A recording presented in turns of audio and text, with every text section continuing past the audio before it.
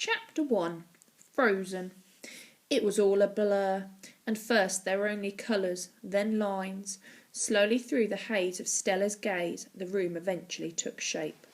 The little girl realised she was lying in her own bed. Her bedroom just was one of countless in this vast country house.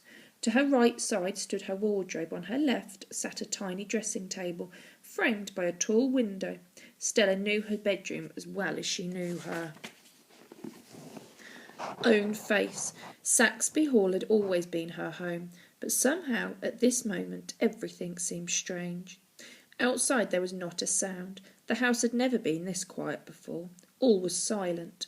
From her bed Stella turned her head to look out of the window. All was white. Thick snow had fallen. It had covered everything within sight. The long sloping lawn, the huge deep lake, and the empty fields beyond the estate. Icicles hung from the branches of trees. Everything was frozen. The sun was nowhere to be seen. The sky was as pale as clay. It seemed to not be quite right. Not quite day. Not quite night, not quite day. Was it early morning or late evening? The little girl had no idea. Stella felt as she had been asleep for ever. Was it days, months, years? Her mouth was as dry as a desert. Her body felt as heavy as stone, as still as a statue.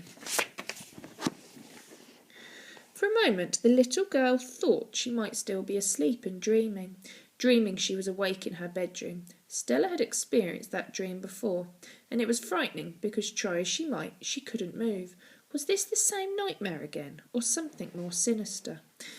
To test whether she was asleep and dreaming, the girl thought she would try to move. Starting at the far end of her body, first she tried to waggle her little toe. If she was awake and she thought about waggling her toe, it would just waggle.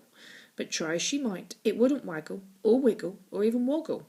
One by one she tried to move each toe on her left foot, and then each toe on her right. One by one they all point blank refused to do anything. Feeling increasingly panicked, she tried to circle her ankles before attempting to stretch her legs, then to bend her knees, and finally she concentrated as hard as she could on lifting her arms. All were impossible. It was as if she had been buried in sand from the neck down. Beyond her bedroom door, Stella heard a sound. The house dated back centuries. It had been passed through many generations of the Saxby family. It was so old that everything creaked, and so vast that every noise echoed down the endless labyrinth of corridors. Sometimes the young Stella believed that the house was haunted, that a ghost stalked Saxby Hall in the dead of night. When she went to bed, the little girl was convinced she could hear someone or something moving about beyond her wall. Sometimes she can hear a voice calling to her. Terrified, she would just dash into her mother and father's room and climb into bed with them.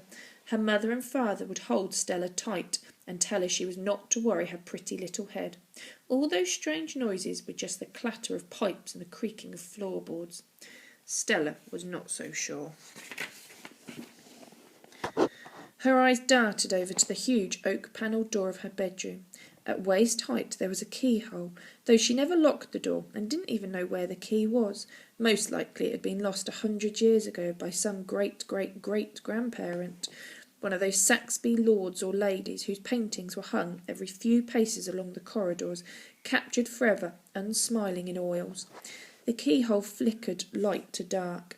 The little girl thought she saw the white of an eyeball staring at her through the hole, before quickly disappearing out of view. "Mamma, is that you?" she cried out, hearing her own voice out loud. Stella knew this was no dream. On the other side of the door an eerie silence lingered. Stella plucked up the courage to speak again. "Who is it?" she pleaded. "Please." The floorboards creaked outside. Someone or something had been spying on her through the keyhole. The handle turned, and slowly the door was pushed open. The bedroom was dark, but the hallway was light, so at first all the girl could see was a silhouette.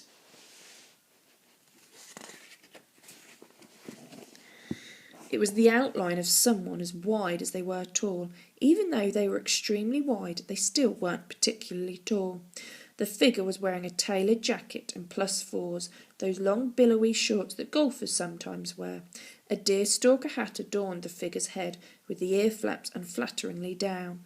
Jutting out from their mouth was a long, thick pipe. Soon plumes of sickly, sweet tobacco smoke clouded the room. On one hand there was a thick leather glove.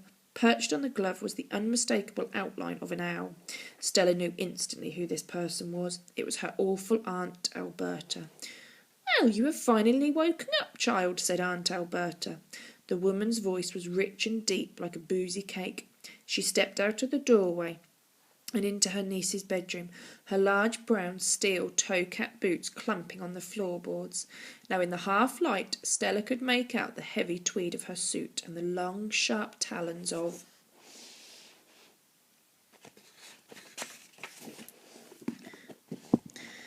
The owl wrapped around the fingers of the glove. It was a great Bavarian mountain owl, the largest species of owl there was.